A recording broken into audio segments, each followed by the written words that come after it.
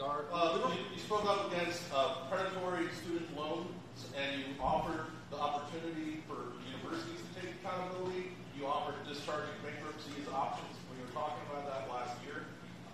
Why is the state of Florida filing a lawsuit, joining the lawsuit against the Biden student loan plan?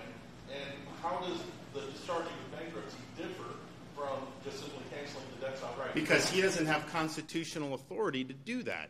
It would require legislation. And not only that, they've gone down this road. They don't have the ability to get it through Congress.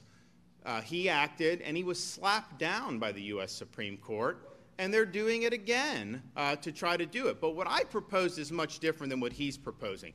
What he's proposing illegally, he doesn't have the authority to do it, is to basically say, if you're a truck driver, you didn't go to college, you don't have student debt, sorry, you're going to have to pony up to pay the student loans of somebody, who maybe got a degree in sociology or something and is not gainfully employed and can't afford the loans.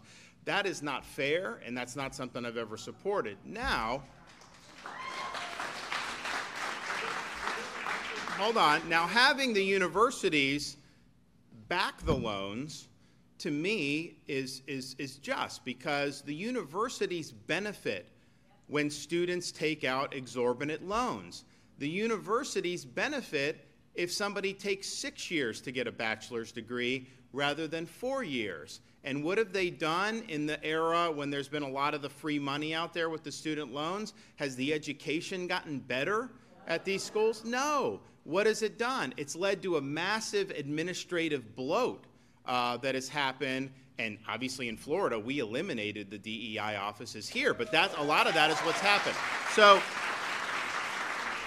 the incentives have not been good, and I do think some of these students, and that's why I offered what I offered, because I do think some of the students were sold a bill of goods that somehow these degrees were magic, but who is responsible for this mess? And I think the university should be in a situation where they're responsible.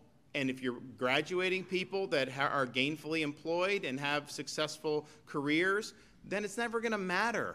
And so maybe you got to do maybe you have to do less zombie studies and do more things that actually matter in the universities. That's what it's all about.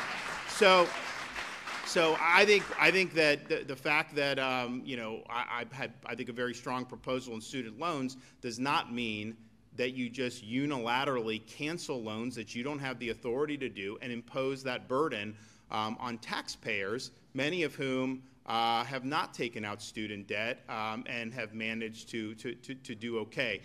So they're just different things. But he does not have the authority to do what he's doing. I think what he's doing is, I think it's an election year thing. I think he's trying to generate votes.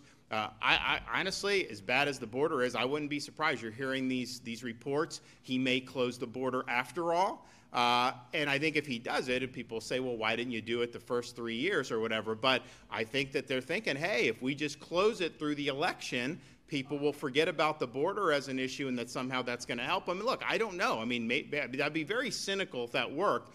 But I wouldn't be surprised if he's doing that. I think he's maneuvering to try to figure out ways to give himself an advantage in the election.